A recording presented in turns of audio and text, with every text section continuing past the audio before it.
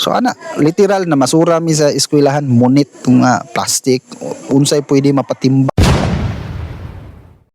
Share nako ang unang higayon ba nga nakapalit ko og dulaan. Di ko kalimot ana nga time. Nakapalit ko og dulaan niya akong gipalit gikan mismo sa akong kagwalingong bulsa. Makaingon jud ko nga dako to siya impact sa akong pagkatao, no?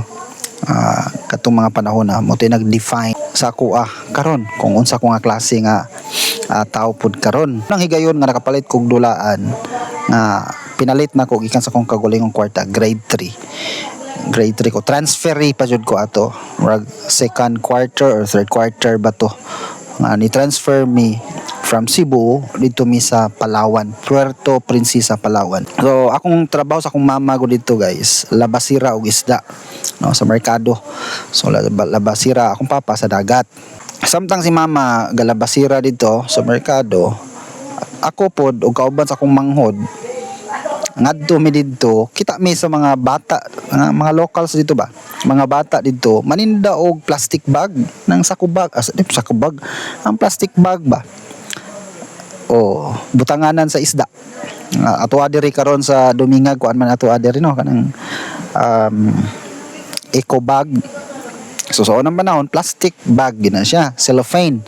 So ang style na mo ato angkat-angkat ba, moadto mi sa tindahan, mokuha mi dito mga usa ka bagaon nga plastic bag, porsyentuhan ra, baligya na mo dito, sunod-sunod mi dito sa mga tug merkado dito sa isdaan, tibok merkado. So mamaligya mi dito, ini kahurot, balik na mo dito sa tag-iya, porsyentuhan ra mi. So ingon ana akong diskarte sa akong manghod, kauban sa akong manghod RC, maestra na po si RC, gracias Ginoo karon. Di ko kalimot nga unang natigom na ko nga kwarta, gipalit na ko og dulaan kanang eroplano, helicopter nga anong birahon na nimo dayon mulupad na siya mechanism na isuksok to nimong mura siya pandar niya, din mulupad din so mga panahon na lingaw na kaayo ko. So first nga dulaan nga akong pinalit gikan sa akong kagalingon nga kwarta. Dako siya og impact sa ako guys, kay sa grasya sa Ginoo, salamat kay kung dako sa ako ang mga ginikanan nga wala mi gi-spoiled, no, pobre pod mi asa mo gi-spoiled.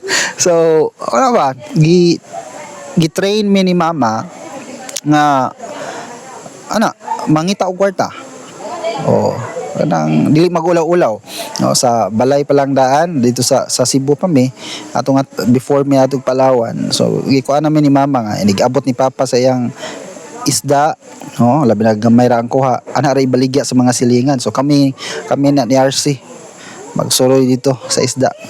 Okay, so na train mig ingon ana unya kana siya nga training, dako kay siya tabang nako nga makaingon ko sa akong kaugalingon nga makabarog ko sa akong kaugalingong TL, no, nga dili erbang mabuhi ra.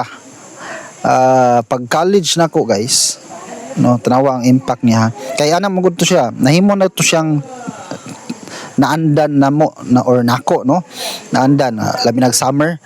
So instead maglaglaag, mangitag makwartahan, manindag ice drop, ning atog gyapon nga style, angkat-angkat ra ba, angkat ito, wala kay kwarta nga gipagawas, no, imo nang isuroy, ibalik nimo ang halin, then tagaan ka sa porsyento, ana nga style. Pag college nako, stay in ko sa eskwelahan, okay, og nabuhi ra mi dito sa unsa lang mo diskarte gyud dito sa mga kauban, no. Na masura mi among gihangyo, shout out ko ni Doktora Maria Fivilina C. Baluyot, mo ni among campus director sa PhilSCA sa among panahon, no. Di ko kalimot amo nang giadto si ma'am sa iyang opisina, among gihangyo na mga working student nga ma'am, dagan man tag basura sa eskwelahan, amo nang isegregate ang katong pwede mapatimbang, pwede amuan na lang, no. At least mabaligya namo ang halin, among ipalit og bugas, konsumo namong mga working. So ana, literal na masura mi sa eskwelahan, munit nga plastic, unsay pwede mapatimbang, sariling sikap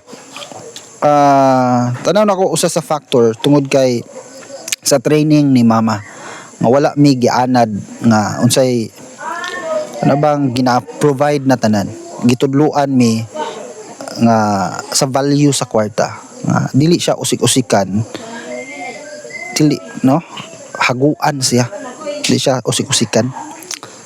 Unya lahi ang imong pagtratar sa kwarta kung ang kwarta imuhang hinaguan. So kana lang. Oh, I hope may mo siyang kuan pud sa mga bag-upod nga mga ginikanan. No, unsa na to pag brought up ang atong mga anak. Sa grasya sa Ginoo karon pod sa amo ang panahon nga ginikanan na pud ko, amahan na pud ko.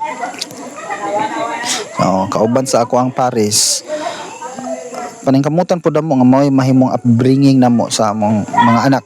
Oh, man silang Ethan, wala namo sila gianad nga tunulan og kwarta. Although ilahang sa labi tog napato si daddy o maging hatagon magud kayo o maka ani sa yuta harvest no, bahinan si Ethan silang mama, pero sa kami sa among pag brought up sa ilaha wala na mo ginaanad pabalunan og kwarta. Hinuon gikuan na mo sa ilaha nga kung gusto kag kwarta then work for it. So kana lang una ko'y laing mununaan nga content. Kamo yun sa mo sa inyo pagpadako lahi man tag style. Okay, bayong buntag og happy Tuesday morning.